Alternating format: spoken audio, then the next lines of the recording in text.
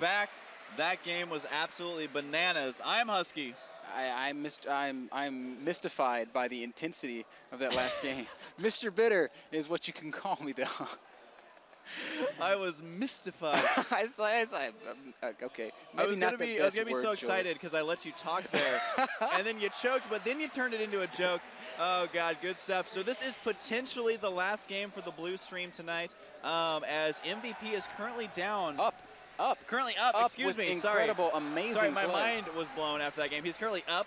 Good cover there after that last game. So if he wins this next game, he is. It's going to be the last game for us. But if Gonzi can just play as good as he did last time and make a couple different decisions, then it's going to be all tied up here. I personally am kind of hoping it gets tied up because these two players phenomenal. Again, they're undefeated in their groups, which is just crazy.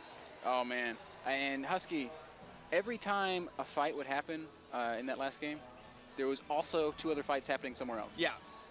Like, insane. What? Absolutely insane, what? Especially when you have so few units and the micro of those, each individual units is so much more crucial.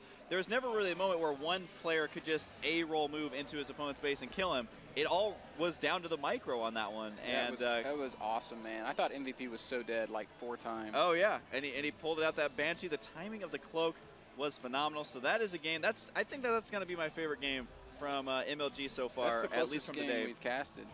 Yeah, absolutely. So we are going to, I don't know if I said where they spawn. Did I say where they spawn? I don't know. Let's do it again. On the bottom left side, Red Saren and Gonzi in the top right side. My build order for this cast was mention the players at 2 minutes into the game. So there we go with that, and there we go. Damn it looks pretty standard so far. Yeah, similar builds out of both these guys. Gas Rax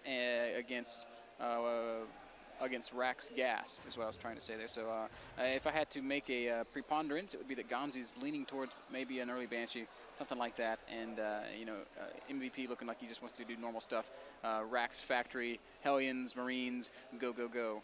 Yeah, after that last game, I feel like MVP pretty confident in his ability to macro. I mean, he got his command center last game, man, so fast. The level that these guys play on is just out of this world. It's like, it's intimidating. Like, look at how far foreigners have to go. Oh yeah. And this is this is where Koreans are right now. Where are Koreans going to be at the next MLG? Well, that's the thing about StarCraft is I mean, there's a lot of new people to StarCraft, which is amazing. But those of us who have played and followed StarCraft 1, like the game was always evolving. That game was 12 years old, and that game was still evolving, and they were still finding new tricks. Now. Now it's like, oh, have you seen the new ZVZ with Queens and Ultralisk? It's like, what? Of course, the Brood War Queen is nothing like the StarCraft. Yeah, you can't really compare those. Also familiar with. Yeah, yeah. That's one of the funniest things from StarCraft 1 is the Queen used to be like a late game unit that flew and cast spells and was so horrible. But one of my favorite players, Zero, would use them all the time. So anyways, we are going to be having a factory going down from MVP inside of his base. And we do have the reactor going down for Gonzi. Interesting choice on the reactor. So I'm not really sure what to make of that. I don't think he's going to reactor Hellions, because you don't see that a whole lot in TVT until Blue Flame's already done. So kind of curious to see how this plays out. Now, MVP has thrown down a quick second gas, and this tells us that he wants to tech very hard. You can see he's already starting up the starport. No tech lab on the factory yet, but that doesn't mean, oh, I lied. Tech lab on the factory now, so we're seeing a lot of Banshee play out of these Korean Terrans. Oh, yeah. And it's not like I'm going to rely on Banshee to kill you. It's like I'm going to be switching in and out of Banshee throughout the course of this game so that I can do damage, when and where that I can. Yeah, and that's the thing is minor tech switches. I don't even think you could call it a tech switch, but finding perfect timings to mix in those Banshees. I mean, we were seeing, players like QXC do this as well, where, I mean, they would escort a single Banshee with a bunch of Vikings, and then you just micro that group against Marines, and then you have air superiority, and you can kill tanks. So there's lots of timing windows that people are finding for Banshees. I kind of remember back in beta and all that, people would just open with a Banshee harass, and if it worked, cool. If not, then you kind of transitioned out of it right away. But especially at this MLG, Banshees and Blue Flame Hellions have been the units of choice. Oh yeah, even Cloak going down now for MVP. So Cloak Banshee on the way. Cloak Sheep, as it's called on the forums from time to time. Medevac on the way. We're going to see some drop play out of Gonzi. Curious how this drop's going to unfold, because, I mean, it looks like he might be thinking about, okay, I'm going to drop in the back of the main and poke up the front with some Hellions or something. I'm not really sure. Maybe that Hellion's just a scout. I'm confused, Husky. I'm trying to figure out how this is going to play out. Yeah, here comes that medevac full of Marines right now for Gonzi. It is going to be moving out a couple Hellions in the center of the map. And it does look like MVP has his Marines in a nice little line. And I just noticed on your screen, yep, there's a scan going down. So is Gonzi going to know, or is MVP going to know what's coming? Husky, this sucks for Gonzi because there's going to be a Cloak Banshee in his base, and all of his Marines are on the wrong side of the map. Oh, God, you are right. That Banshee all the way over there. Oh, elevator. Yeah, this is the elevator trick. We're going to load up all these units as much as he can. Oh, he's got to kill the tech lab. Get it? Can he get it?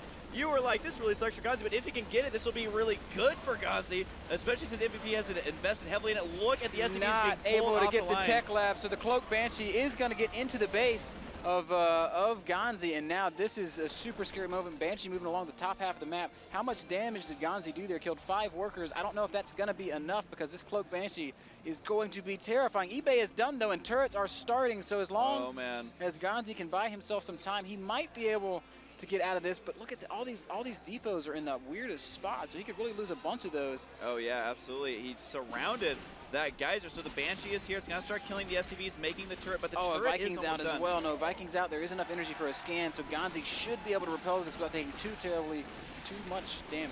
Oh, but look at this. The Banshee was too close to that missile turret, Banshee taking a lot goes of damage. down. Wow, that was without a scan. The second Banshee will have to be scanned, but there's going to be 2 Vikings out now and a handful of Marines. The scan is going to knock out this Banshee if Gonzi gets right under it. I think that was a huge miss micro there. He could just walk right under it and then scan. I think he's trying to force the Banshee out of here, kind of scare it away rather than having to use the scan. Yeah, and MVP was literally just 1 hex too far forward. I cannot believe that turret gave vision of that Banshee. That's pretty crazy. I love the supply depot placement here in the base of Gonzi. It's going to let him raise and lower depots to keep himself safe from Hellion drops, which is so smart. More foreign players need to learn from that. Yeah, we did see that utilized before where they would put it behind the mineral lines as well and just trap the Hellions in there.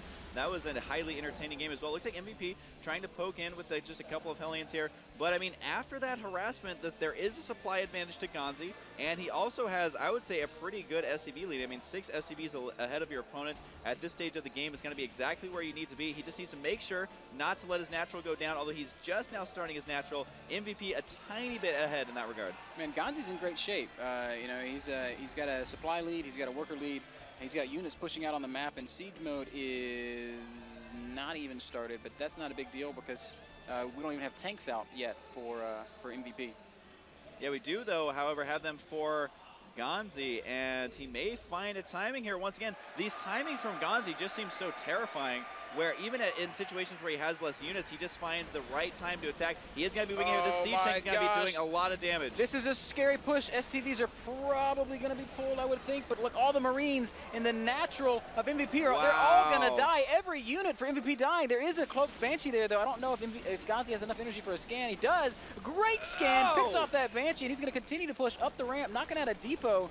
And man, this is awesome because Gonzi's going to push right up into the main base of MVP and continue to apply so much pressure. MVP can't really make much, man. He's making 1 Marine at a time or 1 Hellion at a time or 1 Banshee at a time. This is terrifying, man. Gonzi could win the game right here. Absolutely. He just spent, 550 minerals on this orbital. It's going to do nothing. All the SCVs are pulled off the line. Here comes the choke. I think the siege tank may get taken out, but it doesn't matter. Oh, my God. Because Terrible there's position for MVP. Those SCVs just getting murdered. 19 SCVs for MVP. Dude, there's the GG. Gonzi 2-0's MVP. He's going to win the group. And, man. Wait, no, it's tied up now, right? No. Isn't MVP up 1-0? Yes, it's tied now. Yes. It's tied now, and I was wrong. I was wrong the first time, so they are negated It's your on fault. the scores. These games are so micro-intensive and so close that I feel like we could have so easily seen Gonzi do just that in game number 1, but it was MVP who came out ahead. I have no idea what to expect in this next game, but it is showing you why these players are undefeated. How about how exciting these games are, man? TVT is usually like slow, steady wins the race, and this is like freaking the hare versus the hare. Trying to micro those bunnies around everywhere.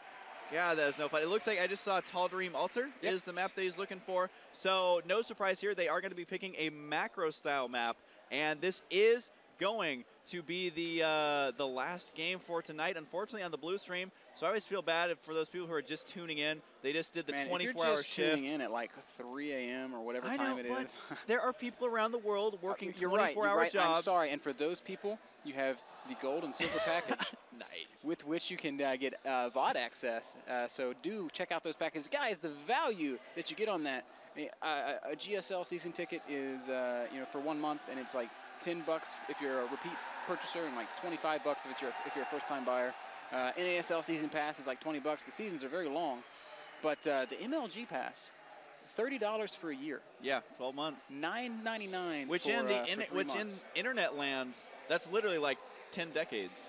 A decade of decades is how long that a year is. So it looks like both these players are in here. They just have to make sure to do the correct colors, and this is going to be the last game. I think I just need a breather for a moment after those last games, and I think 30 seconds for a commercial. Oh, we do need a quick commercial break. That's going to give me enough time to drink my 30 seconds go-see for water. a commercial, and then we'll bring you game number 3 on Toutery Malter. Don't go anywhere, guys. We'll be right back.